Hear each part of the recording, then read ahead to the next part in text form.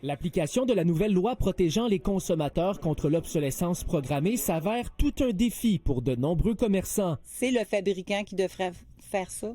C'est à lui d'inclure à l'intérieur de ses boîtes soit les morceaux, soit indiquer où aller, tout ça. C'est pas à nous de le faire. Puis, sincèrement, on n'a pas les ressources nécessaires. Alors que ces dispositions entraient en vigueur dimanche, certains consommateurs ne semblaient pas les connaître. Pas du tout. Non? Aucune idée.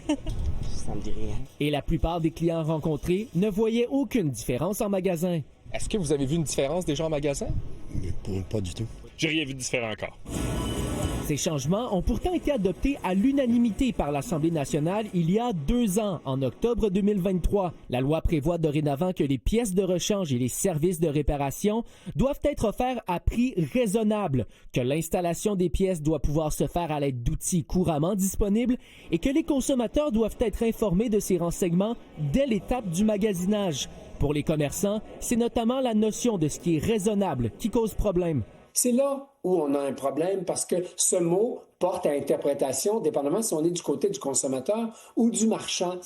Le mot d'ordre donné au quincaillier, c'est utiliser l'option de vous exempter de la règle. Il est en effet possible pour un commerçant de s'exempter de la nouvelle loi, pourvu que le client en soit informé avant qu'il passe à la caisse. Comme ici chez Canadian Tire, il est clairement expliqué qu'on ne garantit pas la disponibilité des pièces de rechange ou des renseignements sur l'entretien et la réparation des produits.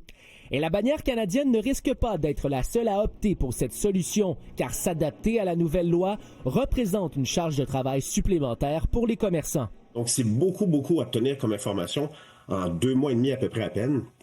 Vous savez, dans certains cas, des magasins contiennent jusqu'à 70 000 produits uniques.